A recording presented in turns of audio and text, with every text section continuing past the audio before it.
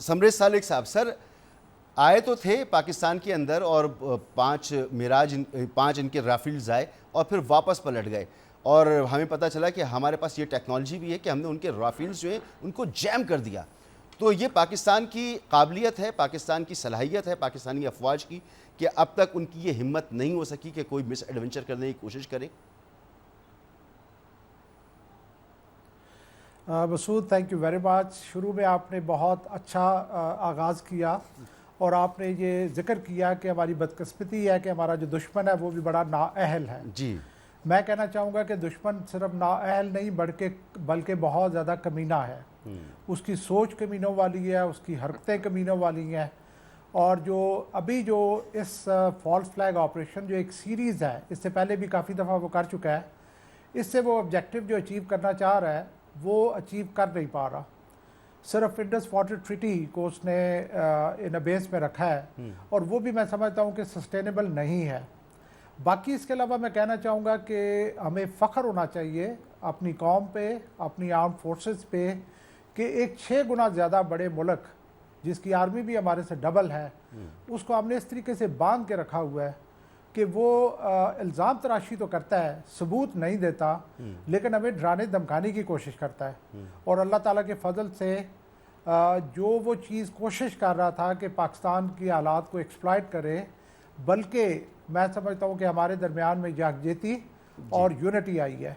इसके अलावा मैं 4 स्टैंड ऑफ का जिक्र करूँगा, 4 बैक ऑफ का जिक्र करूँगा। एयरक्राफ्ट कैरियर को बैक ऑफ करना पड़ा, जो 5 राफेल आपने जिक्र किया उनको बैक ऑफ करना पड़ा, इंडियन मीडिया को बैक ऑफ करना पड़ा, इंडियन आर्म फोर्सेस को बैक ऑफ करना पड़ा, और मैं बल्कि यहाँ तक कहूँगा कि इंडियन सीनियर लीडरशिप को बैक ऑफ करना पड़ा।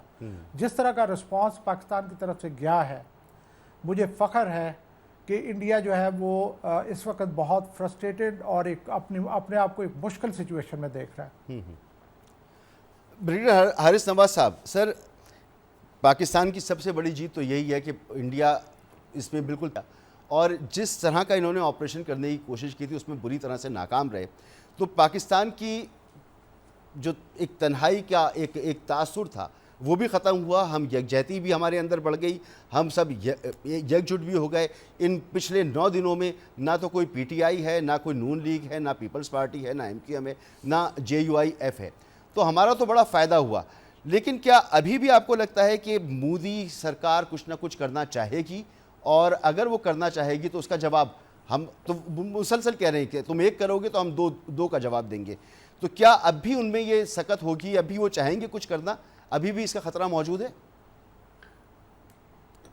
देखें, बात यह है कि पहले तो वाकई ऑनेस्टली इस वक्त पूरी कौम मुत्तहिद है और कोई पॉलिटिकल डिफरेंस नहीं है। आपके सामने सेनेट जॉइंट सेशन का भी हुआ, फिर नेशनल सिक्योरिटी कमेटी की मीटिंग हुई, उसमें भी बड़ी क्लियर बात हुई कि the whole nation stand behind arm forces, political parties, people of Pakistan and all element of national power are at the disposal of our military forces, defence ministry के साथ।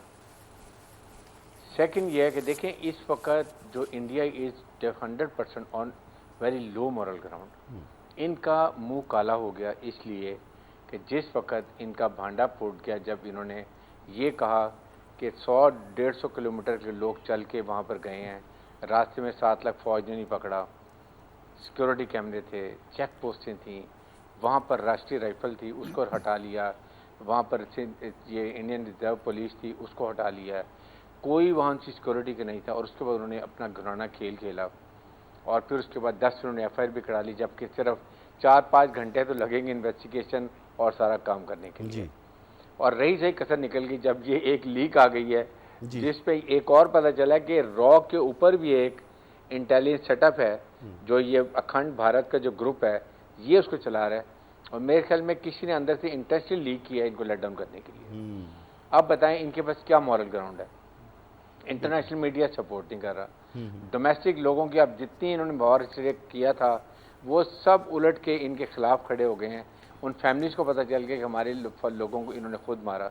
वो फौज और वो प्राइम मिनिस्टर जो अपने 45 फौजी पुलवामा में मरवा दें सिर्फ इलेक्शन जीतने के लिए खुद, और फिर सर्जिकल स्ट्राइक करके जूते खाएं और फिर फैंटास्टिक पी की बात करें, اس کے بعد ابھی بھی 27 ٹورسٹ مار دیے انہوں نے. جی تو ان کے پاس اب کیا مال گراؤنڈ ہے مجھے یہ بتائیے.